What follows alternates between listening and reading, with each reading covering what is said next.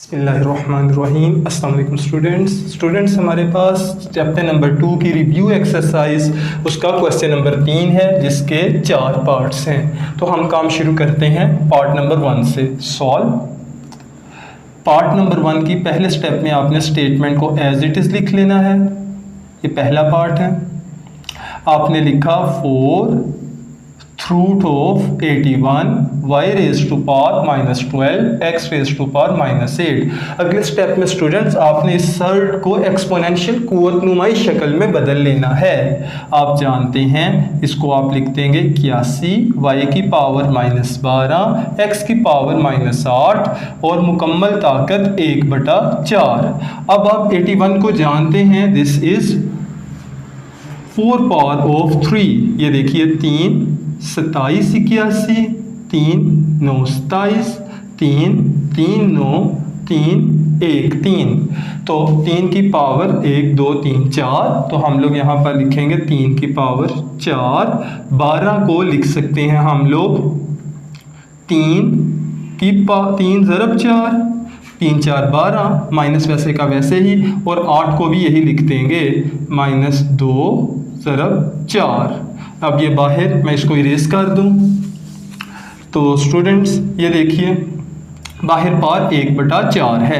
अब आपने हर टर्म के ऊपर पावर 4 को डिस्ट्रीब्यूट कर देना है। 3 की पावर 4 ज़रब 1/4, इसी तरह y की पावर माइनस 3 ज़रब 4 और ये भी मल्टीप्लाई होगा 1/4 के साथ। आखिर में x की पावर माइनस 2 ज़रब 4 और ये भी मल्टीप्लाई होगा 1/4 के साथ। 4 4 से कैंसिल तीनों के तीनों फैक्टर्स में, तो 3 की पावर 1 बच गई, 3 की पावर 1। इसी तरह y की पावर माइनस 3 क्योंकि बाहर 1 है, 3 1 3, x की पावर फिर माइनस 2 बची। स्टूडेंट्स अगर आप इस पावर को प्लस करना चाहते हैं तो बटे के नीचे ले आए, आ जाएगा 3 बटा x की पावर 2 y की पावर 3। तो ये आपके पास पार्ट नंबर 1 का आंसर था। अब पार्ट नंबर 1 के बाद हम लोग मूव करते हैं पार्ट नंबर 2 पर। दूसरे पार्ट की स्टेटमेंट है स्क्वायर रूट ऑफ 25 x। इसको सॉल्व शुरू कर चुका हूं। x raise to power 10n and y raise to power 8m। तो स्टूडेंट्स आप इसको कैसे हल करेंगे? आप लिखेंगे इसको कुव्वतनुमाई शक्ल में 25 x की पावर 10n y की पावर 8m और बाहर 1/2 आ जाएगा।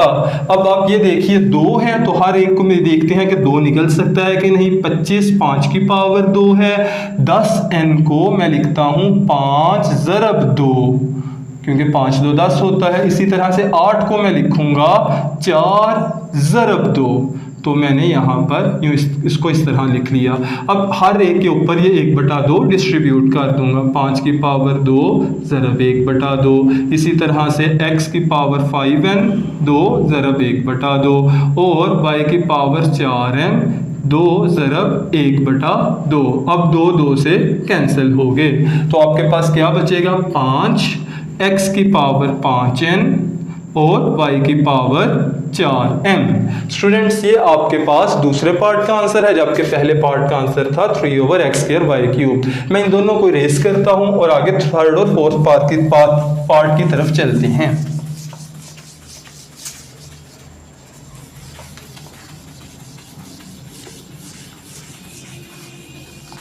तो स्टूडेंट्स हमारे पास पार्ट नंबर 3 स्टेटमेंट उसकी यहां पर मेंशन है।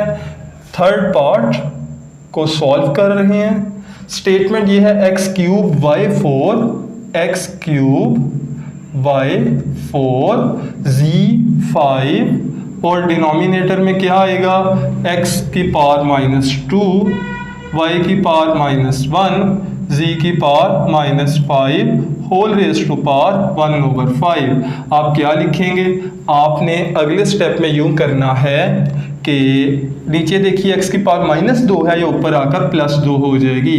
तो आपने इसको लिख देना x³ ये नीचे वाली पावर ऊपर आकर प्लस हो गई। बिल्कुल ऐसे ही y की पावर 4, नीचे y की पावर -1 है, ऊपर आकर +1 हो जाएगी। आगे z की पावर 5, नीचे -5, ऊपर आकर +5 हो जाएगी। और ऊपर 1/5 वैसे का वैसे ही आ गया। अब ये देखिए बेस सेम है, पावर्स इकट्ठी कर दें, x की पावर 3 जमा 2, उसके बाद y की पावर 4 जमा 1, आखिर में z की पावर 5 जमा 5 और होल रेज़ टू पावर 1/5।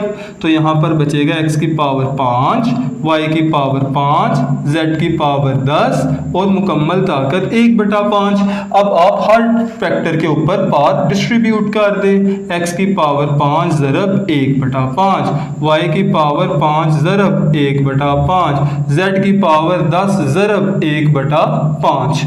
तो 5 5 से कैंसिल, यहाँ भी 5 5 से, 5 1 5 5 2 10। तो आपके पास क्या बचा? x की पावर 1, y की पावर 1, z की पावर 2।